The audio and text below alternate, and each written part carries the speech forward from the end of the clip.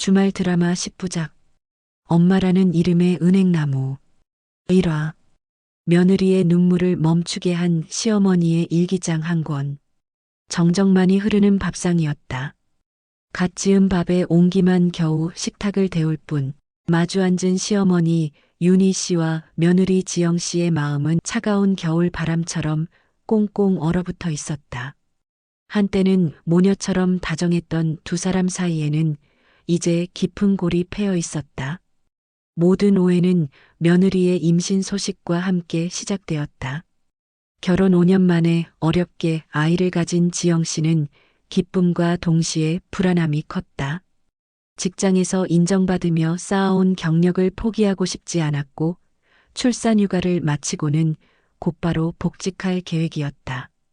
그러나 시어머니 윤희 씨는 그런 며느리의 마음을 이해하지 못했다. 아이는 엄마의 손길이 가장 중요하단다.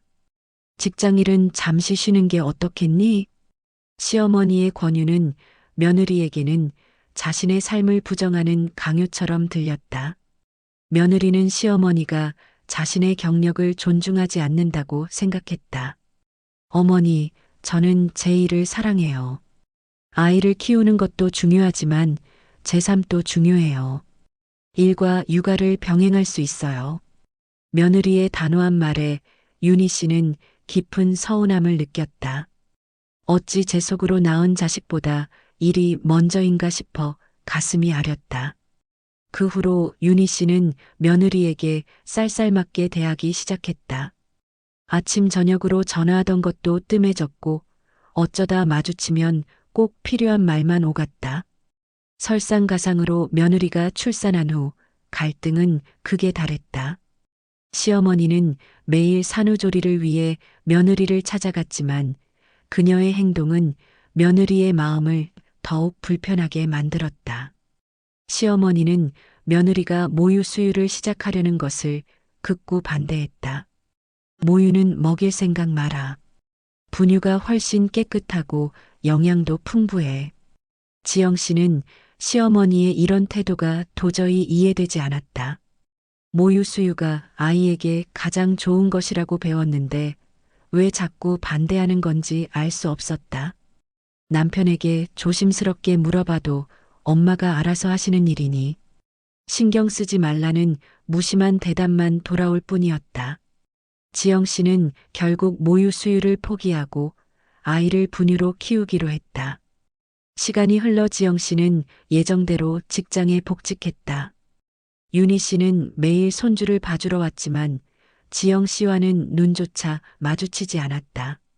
아이를 돌보는 일 외에는 일절 대화가 없었다.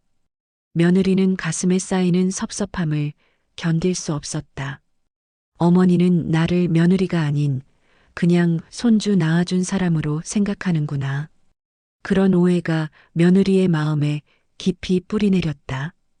어느 주말 시어머니는 산책을 나갔다가 며느리의 옛 친구를 우연히 만났다. 친구는 며느리의 안부를 물으며 말했다.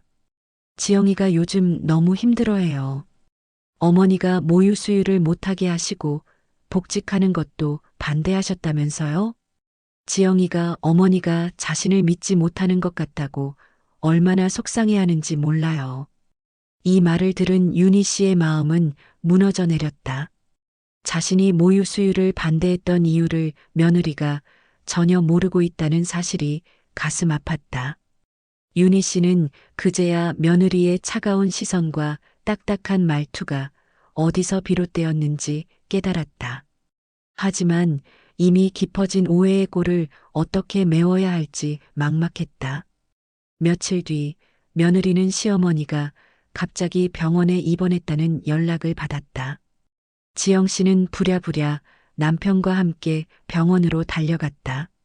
며칠 전부터 가슴 통증을 호소하셨다는 이야기를 듣고 지영 씨는 그제야 시어머니의 헬쑥해진 얼굴이 떠올랐다. 병실에 도착하자 시어머니는 한쪽 팔에 링거를 맞고 힘없이 누워 있었다. 며느리는 눈물이 핑 돌았다. 어머니, 괜찮으세요? 왜 진작 말씀 안 하셨어요? 지영 씨는 남편과 함께 담당 의사를 만나러 갔다. 어머니께서는 유방암 수술을 하셨습니다. 다행히 초기에 발견해서 전이될 위험은 적습니다. 항암 치료를 시작해야 할 것 같습니다.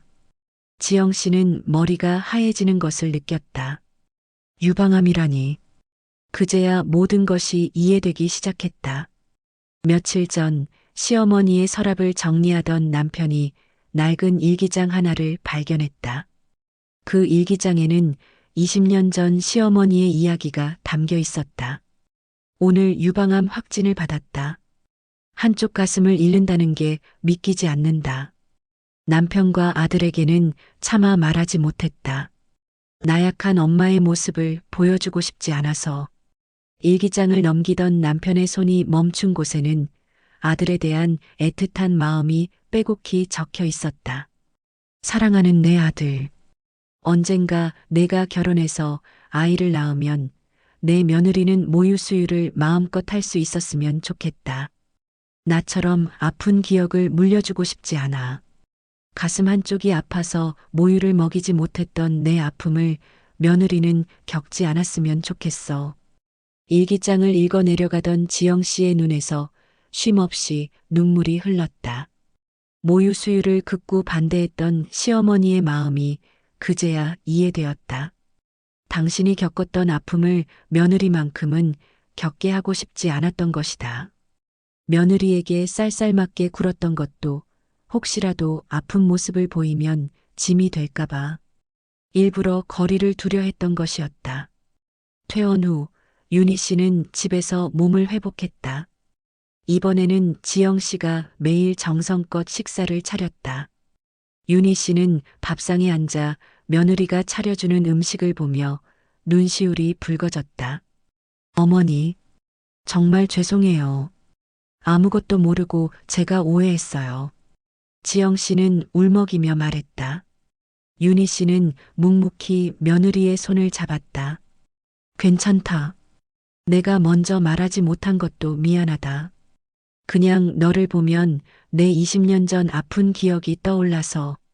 그날 이후 두 사람의 밥상에는 웃음꽃이 피었다. 지영 씨는 시어머니의 손을 잡고 산책을 하고 함께 앉아 도란도란 이야기를 나누었다. 집 앞 은행나무 아래 차가웠던 밥상은 이제 따뜻한 온기로 가득 찼다. 지영 씨는 시어머니에게 자신의 복직을 응원해 준 것도 모유 수유를 포기하라고 했던 것도 모두 자신을 위한 사랑이었음을 깨달았다. 시어머니의 차가운 말 한마디, 행동 하나하나에는 깊은 사랑과 희생이 숨겨져 있었다는 것을. 말하지 않아도 알 수 있는 사랑도 있지만 말하지 않으면 오해가 되는 사랑도 있다는 것을 말이다. 이제 두 사람의 마음은 굳건한 은행나무 뿌리처럼 서로에게 깊이 닿아 있었다. 그들의 이야기는 은행나무 가지에 앉은 새들의 지저김처럼 따뜻한 바람을 타고 온 세상에 퍼져나갔다. 이 글이 좋으셨다면 구독과 좋아요 부탁드립니다. 저희는 더 감동적인 내용과 영상으로 찾아뵙겠습니다. 감사합니다.